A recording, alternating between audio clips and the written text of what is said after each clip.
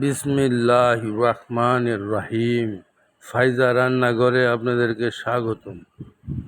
আজকে ফাইজা রান্নাঘরে আমি একটা গরু গোশতের রেসিপি দিতেছি। এটা হচ্ছে সাদা সিধা পাক। হ্যাঁ, এই যে দেখেন, আমি কিছু মশলা, তারপরে কিছু পেঁয়াজ আমি এই যে প্যানের মধ্যে দিয়ে দিচ্ছি।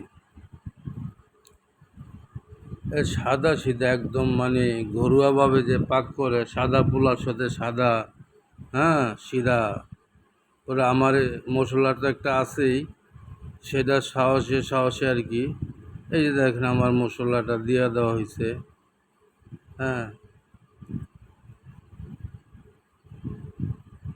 এখন এটারে একটু হাত দিয়ে মাখতে হইব।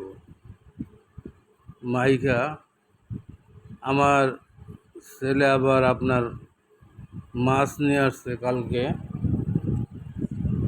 গোছ খাইতে খাইতে অভুক্তি হয়ে গেছে, তো মাছ নিয়ে আইছে। তো মাছের কাঁটা বিনছে আমার হাতে। তেলাপিয়া মাছে যে কাঁটা দেয়া দেয়, এত ব্যথা করতেছে। এই যে দেখেন, আমি তেজপাতা দিছি 5টা। হ্যাঁ, একদম মিডিয়াম সাইজ, বড় না ছোট না, যে পরিমাণ মতো নুন দিয়ে দিছি। ওই ভাই, হ্যাঁ, এই যে পাকগুলো আমরা করি, এই যে হলুদ দিছি, এটা একটু হালকা ঝাল হইব আর কি পাকটা। এই যে আপনার ধইনার সাথে জিরা একসাথে ফাঁকি করা আছে, ওইটা দিয়ে দিছি। হ্যাঁ, আবার ভাজা জিরা আমি ব্যবহার করি সবসময়।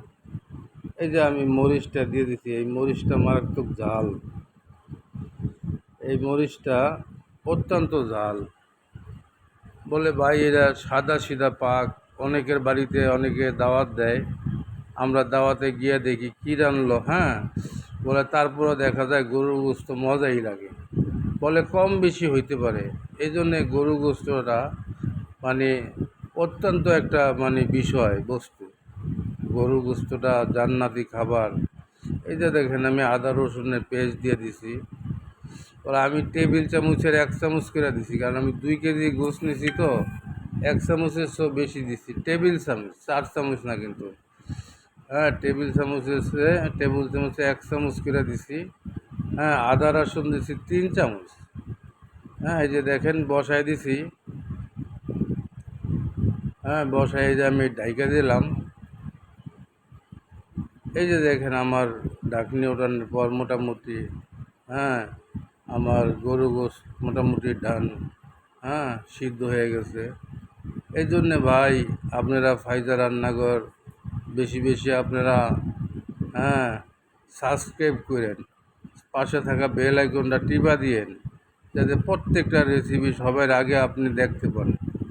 হ্যাঁ, এই জন্য আপনার কাছে দোয়া করি, দোয়া চাই, মাফ করি, মাফ চাই।